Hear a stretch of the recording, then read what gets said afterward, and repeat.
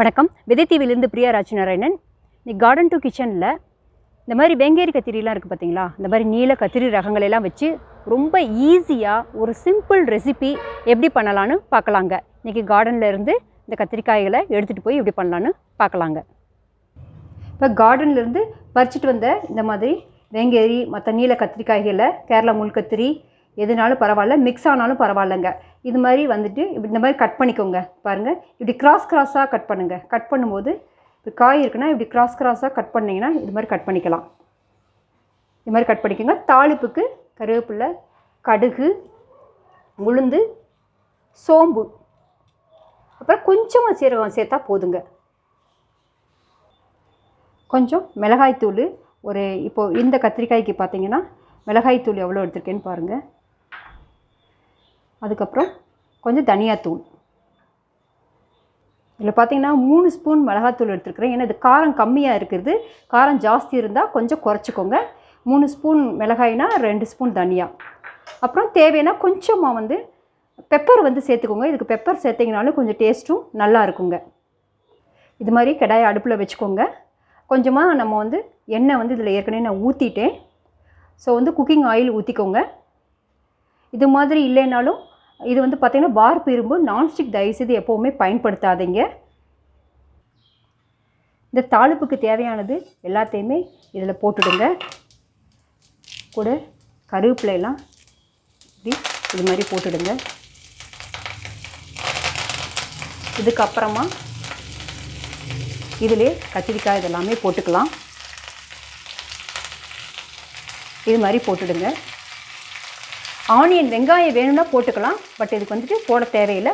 பூண்டு வேணால் 2 சேர்த்துக்கோங்க. இது சிம்பிளாக உடனே கட் பண்ணிவிட்டு அப்படியே தூக்கி குயிக்காக செய்கிற டிஷ்ஷுங்க இது.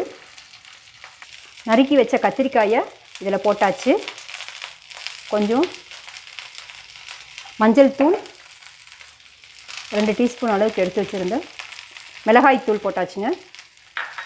அப்புறம் தனியாத்தூள், தேவையான அளவுக்கு உப்பு,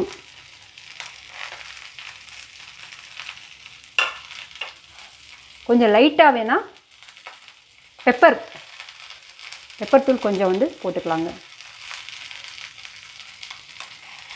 போட்டுட்டு இது ஃபுல்லாகவே இப்படி கிளறிடுங்க. தண்ணியே ஊற்றக்கூடாது. ஏற்கனவே கொஞ்சம் ஆயில் போட்டிருப்போம். ஒரு 3-4 டீஸ்பூன் அளவுக்காச்சும் ஆயில் போடணும். எப்போவும் விட இதுக்கு கொஞ்சம் ஆயில் ஜாஸ்தி சேர்த்துக்கலாம். இது மாதிரி போட்டுட்டு ஒரு தட்டு வச்சு மூடி வச்சிட்டிங்கன்னா நல்லா வெந்துடுங்க. எல்லாத்தையும் போட்டு நல்லா கிண்டியாச்சு. ஃபஸ்ட்டே கத்திரிக்காய் கட் பண்ணும்போதே நீங்கள் ஒரு டைம் கழுவிக்குங்க. நான் ஏற்கனவே அதை ரெடி பண்ணி வச்சுட்டேன்.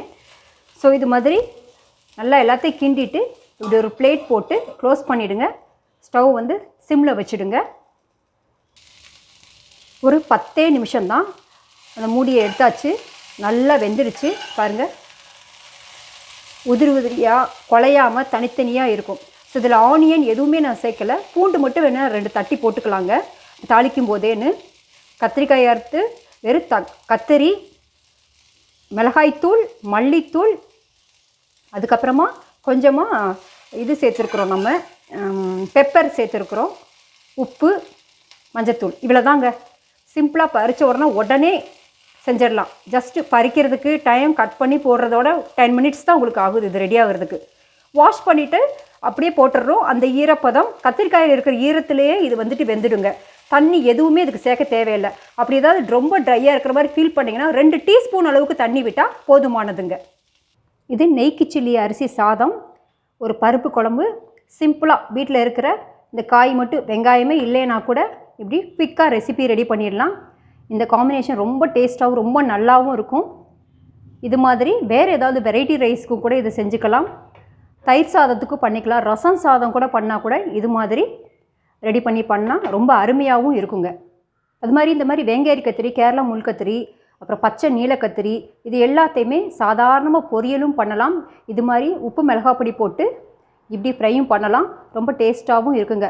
வீட்டில் விளையிறத வச்சே நம்ம கிச்சனில் ரெடி பண்ணிக்கலாங்க. இது மாதிரி பல நல்ல விஷயங்களை தெரிஞ்சுக்கிறதுக்கு எப்போவும் விதை தூவையோடு சேர்ந்துருங்க. நன்றி.